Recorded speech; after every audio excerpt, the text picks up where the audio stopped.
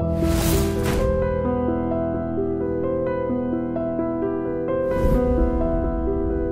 70, 80, 90 సంఘాలు ఏవైతే ఉన్నాయో వీళ్ళందరూ ఆనవాయితీగా మాత్రమే ఏపీ సంఘం అధ్యక్షుడిని జేఏసీ చైర్మన్గా భావిస్తున్నాం. అంతేగాని ఏపీ ఎన్జిఓ నాయకుడే మా నాయకుడు కాదు.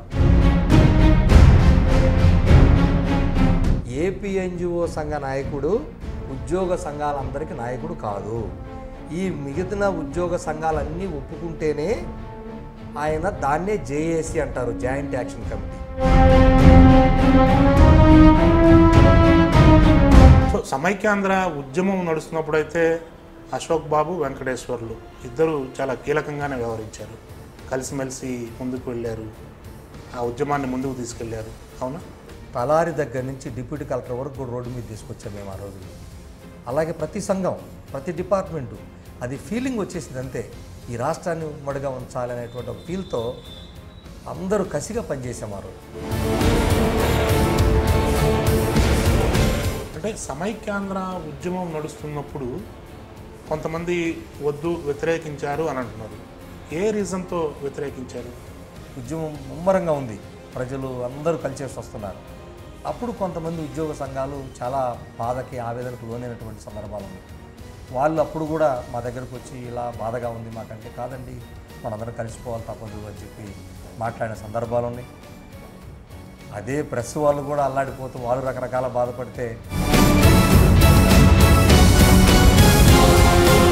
అయితే ఉద్యమం జరుగుతున్నటువంటి సమయంలో ఒక పీక్ స్టేజ్లో ఉద్యమం ఉన్నప్పుడు ఎందుకు ఆలాప్షణంగా ఉద్యమం ఆగిపోయింది? వాళ్ళు బిల్లు పాస్ చేసేంత వరకు కూడా మేము ఉద్యమం చేయడం జరిగింది. సడన్గా ఆపినటువంటి దాఖలాలు లేవు. కాకపోతే మా మీద ఏం విమర్శలు ఉన్నాయంటే, ఆ రోజు ఉద్యమం చేయాల్సిన రీతిలో, చేయాల్సిన స్థాయిలో చేయలేదనేది మాత్రం.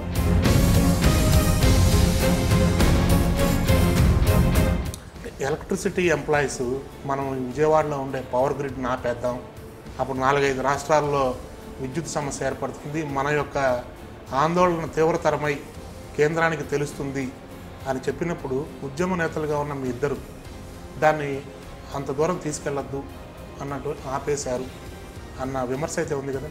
మేమంతా చేసింది ఒక ఎత్తు, ఆర్టీసీ వాళ్ళు, విద్యుత్ వాళ్ళు చేసింది ఒక ఎత్తు అండి.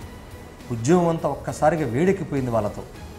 వాళ్ళని అడగండి, వాళ్ళే ఇదేంది ఇట్లా అని చెప్పి మధ్యలో వెళ్ళిపోయింది వాళ్ళే.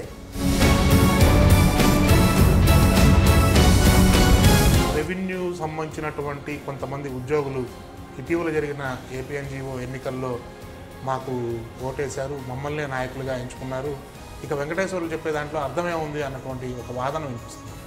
పారదర్శకంగా ప్రజాస్వామ్యబద్ధంగా ఏర్పాటు చేసిన జేఏసీది ఒకటే జేఏసీ ఉంటుంది. జేఏసీ ఒకటే, ఇదే మాదే జేఏసీ.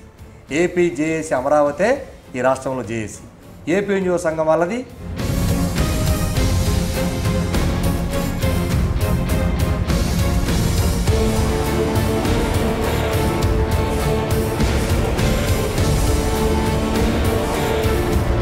నా పేరు గొప్పరాజు వెంకటేశ్వర్లు. ఐ డ్రీమ్స్తో నా యొక్క వ్యూస్ అన్నీ కూడా పంచుకోవడం జరిగింది.